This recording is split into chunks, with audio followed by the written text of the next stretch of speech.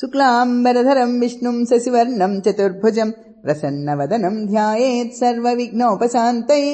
गुरुर्ब्रह्मा गुरुर्विष्णुः गुरुर्देवो महेश्वरः गुरुः साक्षात् परम् ब्रह्म तस्मै श्रीगुरवे नमः।